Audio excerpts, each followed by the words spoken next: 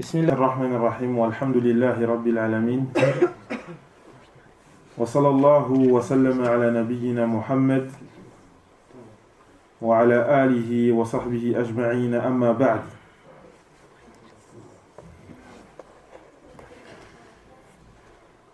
قال المؤلف رحمه الله تعالى عن أبي المنهال سيار بن سلامة قال دخلت أنا وأبي على أبي برزة الأسلمي فقال له أبي كيف كان رسول الله صلى الله عليه وسلم يصلي المكتوبة. Et donc l'auteur il nous dit selon Abi al-Minhal Sayyar ibn Salama qui dit je suis rentré moi et mon père chez Abi Barza al-Aslami. Alors mon père il lui a dit comment est-ce que le prophète sallallahu alayhi wa sallam accomplissait les prières obligatoires. قال كان يصلي الهجير التي تدعونها الأولى حين تضحد الشمس. Alors il répond en disant le prophète sallallahu alayhi wa sallam priait al-hajir. On a déjà vu le mot al-hajir précédemment et que ce qui était voulu par là c'est la prière du zuhur. Pourquoi est-ce qu'elle était appelée al-hajir? Al-hajir, on avait dit bil-hajira. Hein? Non. Al-hajir ma'khudh min al-hajr. C'est-à-dire qu'à ce moment-là, les gens délaissent toute activité. Ils vont se reposer à cause de la chaleur.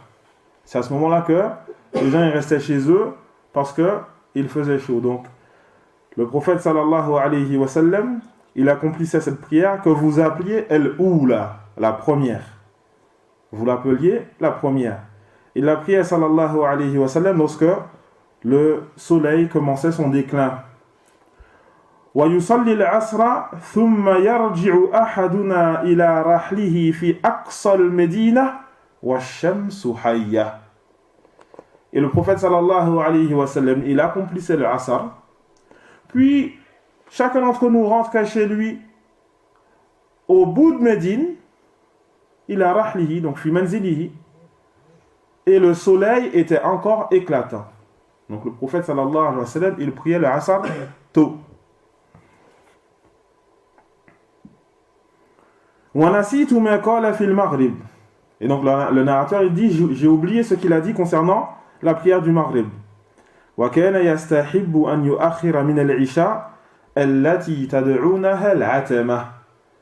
le prophète sallallahu alayhi wa sallam il aimait et il recommandait le fait de retarder la prière du Isha, celle que vous appelez al-atama.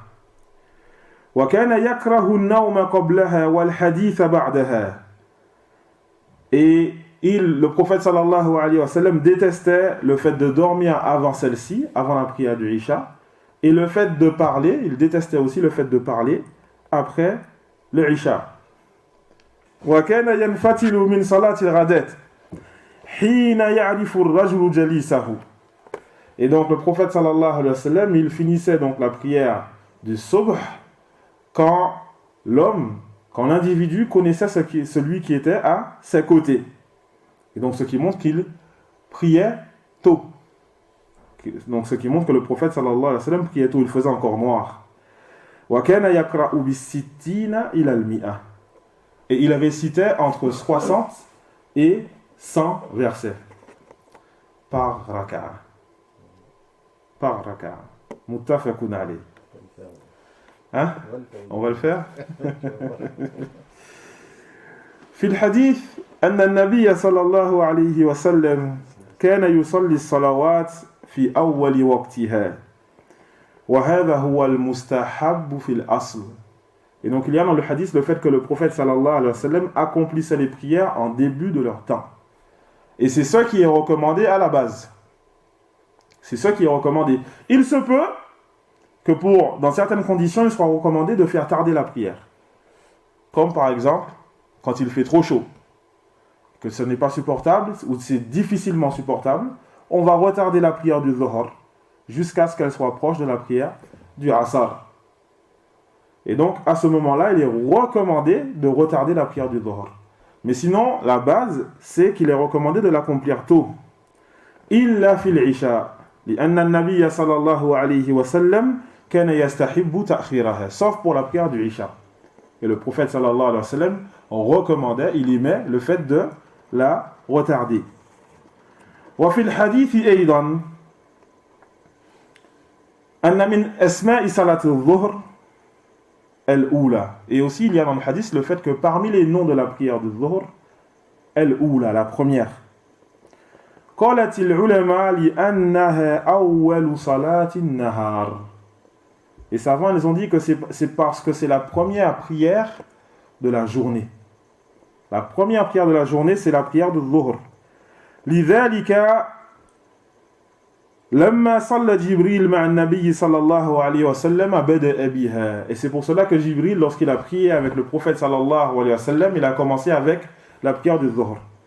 وأيضا الصحابة حينما يبينون لنا صفة صلاة النبي صلى الله عليه وسلم يذكرونها فيبدأون بالظهر.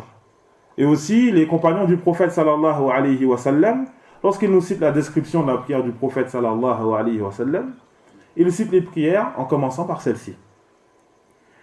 وأيضا في الحديث كراهية النوم قبل العشاء. Il y a dans le hadith le fait qu'il est détesté de dormir avant la prière du Isha. لأن ذلك سبب في فوات الصلاة مع الجماعة وقد يكون سببا في إخراج الصلاة عن وقتها. Pourquoi est-ce qu'il est détesté de dormir avant la prière du Isha? C'est parce que cela est une cause qui va faire que la personne va rater la prière commune, la prière à la mosquée. Et aussi, ça peut être une cause qui va faire que la personne va faire la prière sortir de son temps. D'ailleurs, le Isha c'est jusqu'à quand? Le milieu de la nuit. Le dalil.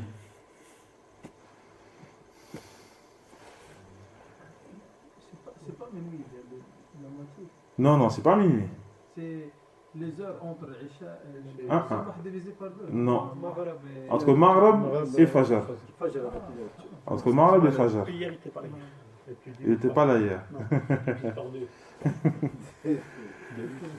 Le dalil. Le hadith d'Abdullah ibn Amr.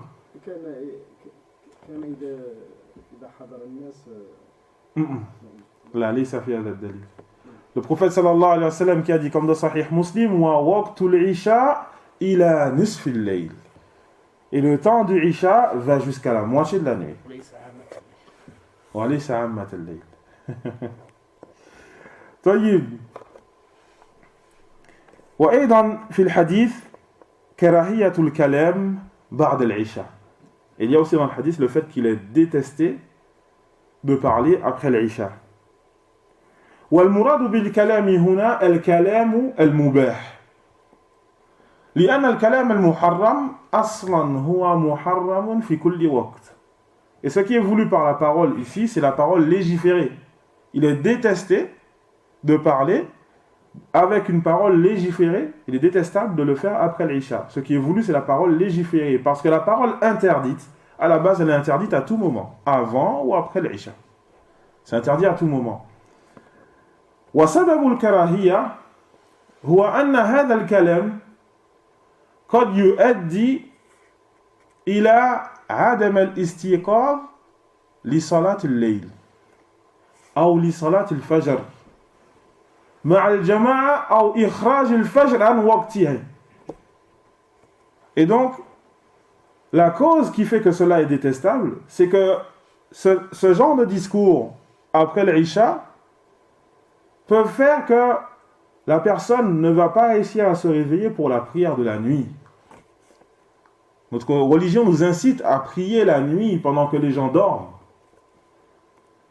Et aussi, cela va empêcher à la personne de se réveiller pour la prière commune, le Fajr, ensemble. Ou alors, encore pire, la personne va se réveiller à la fin du temps du Fajr. C'est quand la fin du temps de Fajr?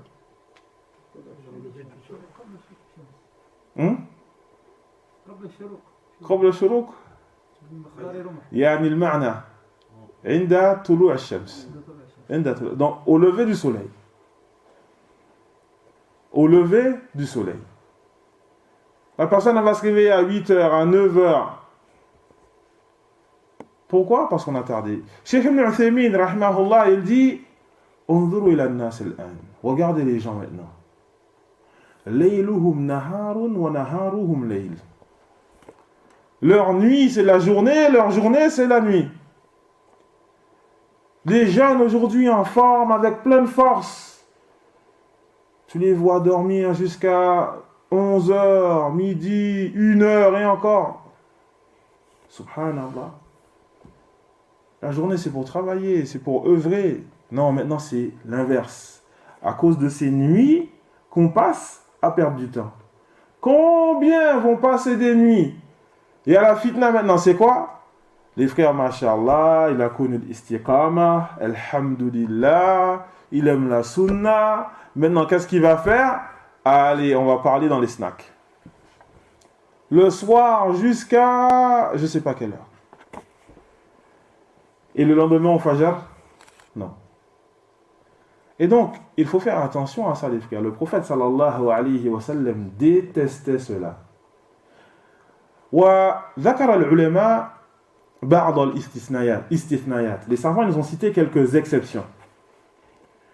ككلام الرجل مع زوجته مع أهله من باب التأليف. Comme le fait que l'homme va parler, va discuter avec son épouse pour donc l'union qu'il y a entre les deux, augmenter cet amour qu'il y a entre les deux, etc. Alors là, il n'y a pas du tout de mal. Parce que ta'lif, le fait, l'union et l'amour, c'est quelque chose qui est recommandé dans notre religion. Par contre, les discussions qu'on va avoir avec les frères, là, non, ça, c'est pas le moment. C'est pas le moment. Chaque chose a son temps. Les savants disent aussi, exception faite, talabul ilm. L'apprentissage de la religion. Ibn Mas'ud, excusez-moi, Abu Huraira radiallahu anhu, je l'ai déjà cité, il se couchait tard.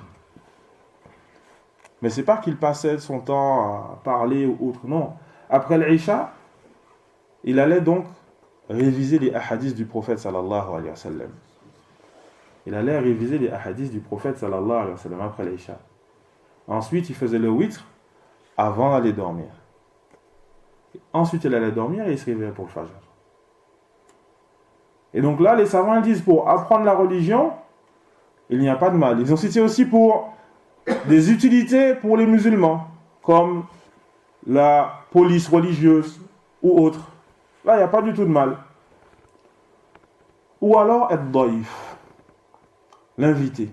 Tu as un invité à la maison, que tu as invité. Après la salade, tu vas devoir lui donner son droit, haqqud daif, le droit de l'inviter, etc. Et donc là, il n'y a pas de mal. Pourquoi? Parce que haqqud daifi wajib. Parce que le droit de l'inviter, il est obligatoire.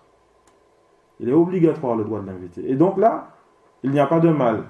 Les savants disent, concernant tout ce que j'ai cité là, le fait de parler avec l'épouse, le fait d'étudier, le fait de donner son droit à l'invité, et le fait de faire quelque chose qui est utile pour la communauté musulmane, tout ça là, les savants disent bishart